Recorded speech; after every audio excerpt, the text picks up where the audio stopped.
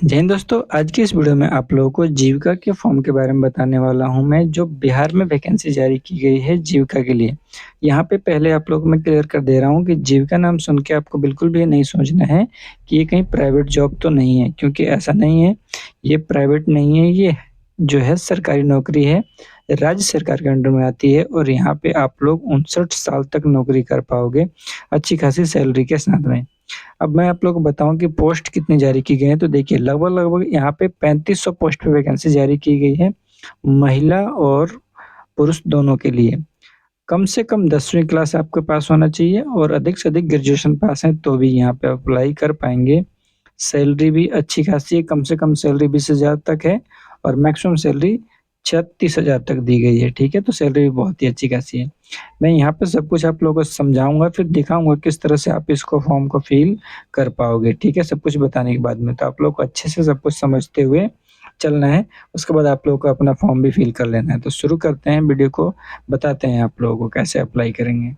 एक बात और मैं आप लोगों को यहीं से क्लियर करते चलता हूँ साथ में ही कि अगर आप अदर स्टेट के हैं तो भी इस फॉर्म को फिल कर पाओगे। ऐसा नहीं है कि सिर्फ़ बिहार के लड़के-लड़कियाँ फॉर्म को फिल कर पाएँगे, अदर स्टेट के भी लड़के-लड़कियाँ हैं जो वो भी इसको अप्लाई कर सकते हैं। तो अब चलते हैं कि कैसे इसको अप्लाई करना है वो देखिए। अब मैं यहाँ पे थोड़ा-सा आप लोगों को डिटेल्स देना चाहूँगा इसके बारे में। अच्छे से आप लोगों को पहले समझ लेना, समझने के बाद ही फॉर्म फिल करोगे आप तो ज़्यादा अच्छा है आप लोगों के लिए। बाद में समझ में नहीं आएगा, उससे अच्छा है कि पहले समझ के उसके बाद ही फॉर्म को अप्लाई आप लोग करो। तो देखिए यहाँ पे देखिए आप लोग को मैं बता रहा हूँ कि जो वैकेंसी दी गई है ना, ये वैकेंसी 3 तरह की वैकेंसी दी गई है। ये ब्लॉक प्रोजेक्ट मैनेजर की वैकेंसी है, ठीक है? अब यहाँ पे जो सैलरी आप लोगों की रहेगी ना, 36,101 रुपए आपकी सैलरी रहने वाली है। यहाँ पे देखिए टोटल पोस्ट 73 वैकेंसी दी गई है, मेल-फीमेल दोनों के लिए है यहाँ पे। यहाँ पे देखेंगे आप लोग कि जनरल के लिए 28 सीटें हैं, ईडब्ल्यूएस के लिए 7, ओबीसी के लिए 12, ईबीसी के लिए 12, बीसी के लिए 9, डब्ल्यूबीसी के लिए, एससी-एसटी के लिए, सबके लिए सीटें दी गई हैं और मेल और फीमेल दोनों के लिए दी गई हैं। यहाँ पे दर्शाया गया है कि ये फीमेल की सीटें हैं और ये मेल की सीटें हैं। तो कुछ भी यहाँ पे आप लोगों को बचा नहीं है। यहाँ पे अब मैं आप लोग को बताता हूँ कि इसके लिए क्वालिफ़िकेशन क्या रखा गया है। तो प्रोजेक्ट मैनेजर के लिए जो क्वालिफ़िकेशन रखा गया है, ग्रेजुएशन पास अगर आप हैं तो आप इसको अप्लाई कर पाओगे। वैसे नीचे चलते हैं ना, तो लाइवलीहुड स्पेशलिस्ट के लिए 32,000 सैलरी रखी गई है और 235 सीटों पे वैकेंसी जारी की गई है। इसके लिए आपके पास में पीजी होना चाहिए। अगर आपके पास में पीजी है ना, पोस्ट ग्रेजुएट है, तो आप इसको अप्लाई कर पाओगे, लेकिन घबराने की बात नहीं है। नीचे चलते हैं और कम पढ़ाई पर भी वैकेंसी जारी की गई है। यहाँ पे एरिया कोऑर्डिनेटर जो है 22,662 रुपए सैलरी रहेगा, 374 सीटें जारी की गई हैं, मेल-फीमेल के लिए ये सब सीटें हैं, अच्छे से आप इसको देखेंगे। और यहाँ पे एलिजिबिलिटी जो है यानी कि जो आपका क्वालिफ़िकेशन माँगा गया है, ग्रेजुएशन आपके पास में होना चाहिए, बीए पास किए हैं, बीएससी पास किए हैं, बीकॉम पास किए हैं, तो आप इसको अप्लाई कर पाओगे। आगे चलते हैं और देखिए अब ये भी जो वैकेंसी ये भी ग्रेजुएशन पर ही है। यहाँ पे मैं आप लोग को बहुत ही अच्छी एक बात बताऊँगा कि लड़कियाँ जो हैं लड़कियों के लिए ग्रेजुएशन नहीं चाहिए, सिर्फ़ लड़कों के लिए ग्रेजुएशन चाहिए। कौन-सी सीट के लिए? अब मैं आप लोगों को बताता हूँ। यहाँ पे देखिए ये जो है अकाउंट डीपीसीयू के लिए जो वैकेंसी दी गई है वो 167 पोस्ट पे वैकेंसी है और सैलरी है 22,262 रुपए, ठीक है? यहाँ पे आपके इसके लिए भी ग्रेजुएशन होना चाहिए। ग्रेजुएशन है तो आप इसको भी अप्लाई कर पाओगे। आगे देखते हैं। अब यहाँ पे देखिए आप लोगों के लिए जो ये वैकेंसी रखी गई है ना ऑफ़िस असिस्टेंट के लिए 187 पोस्ट पे वैकेंसी है इसमें। 187 पोस्ट पे वैकेंसी दी गई है आप लोगों के लिए और 15,990 रुपए सैलरी है। यहाँ पे अच्छे से आप लोग पढ़ेंगे, ग्रेजुएशन पास दिया गया है। बोल रहा है कि ग्रेजुएशन पास आपके पास में है होना चाहिए। टाइपिंग का यहाँ पे स्पीड भी माँगा गया है। तो इस वाले पोस्ट के लिए आपसे टाइपिंग का स्पीड भी माँगा गया है। टाइपिंग भी आपके पास में होना चाहिए। 30 वर्ड पर मिनट इंग्लिश के लिए, 35 वर्ड पर मिनट इंग्लिश के लिए और 30 वर्ड पर मिनट हिंदी के लिए।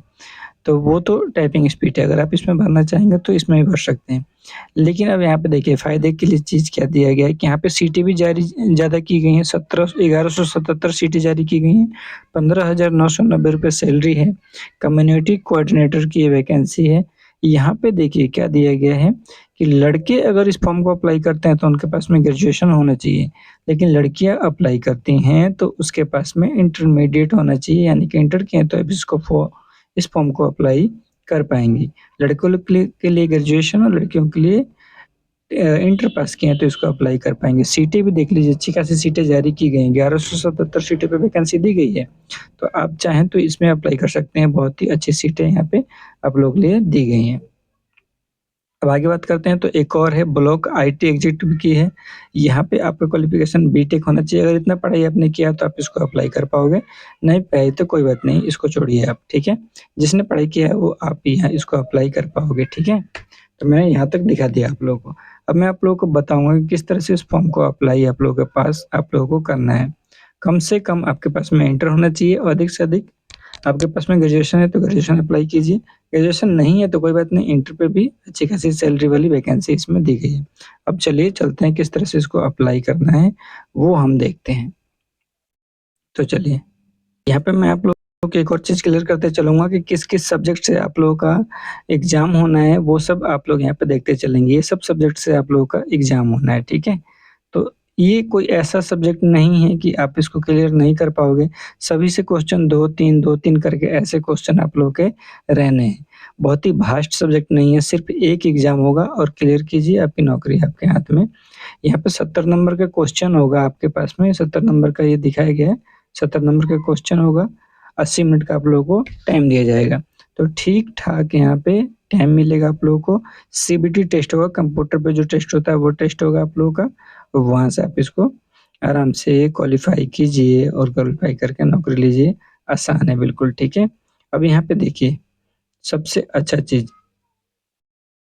इसका जो लास्ट डेट रखा गया है अप्लाई के लिए, वो लास्ट डेट रखा गया है 18 तारीख तक आप इसको अप्लाई कर पाओगे, लास्ट डेट है। यहाँ पे 40 साल तक का मैक्सिमम ऐज दिया गया है अप्लाई करने के लिए। यूआर, बीसी, ईबीसी, ईडब्ल्यूएस के लिए, ठीक है? 37 साल तक जनरल के लिए है सिर्फ़। अब यहाँ पे फीमेल के लिए 40 साल तक। तो ये सब 42 साल तक एससी-एसटी की महिलाएँ हैं तो अप्लाई कर पाएँगी। तो अच्छी खासा यहाँ पे ऐज भी दिया गया है अप्लाई करने के लिए। आप यहाँ पे कम से कम आपका ऐज जो होना चाहिए वो आपका 18 साल ऐज होना चाहिए कम से कम, ठीक है? तो ये सब भी आप लोगों के पास में जानकारी होना बहुत ही ज़रूरी था, तो ये सब मैंने आप लोगों को बता दिया। अब आगे अगर कुछ और ज़रूरी है तो मैं वहाँ पे भी आप लोगों को समझाते हुए चलूँगा, ताकि बाद में आप लोगों को कोई दिक्कत नहीं हो।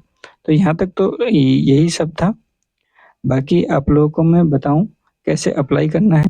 तो ये सब इन्फॉर्मेशन की जानकारी मैं यहीं तक रखता हूँ। बाकी आप लोग मैं अब बताता हूँ किस तरह से इस फॉर्म को अप्लाई करना है। इन्फॉर्मेशन में कुछ भी आप लोगों को समझ में नहीं आता है तो कमेंट कीजिएगा और अच्छे से उसको समझ लीजिएगा, ठीक है? बाकी ये पीडीएफ मैं डिस्क्रिप्शन में भी डाल दूँगा, आप वहाँ से डाउनलोड करके भी इसको आराम से आप पढ़ पाओगे। अब मैं बताता हूँ किस तरह से आप इसको अप्लाई करोगे इस फॉर्म को।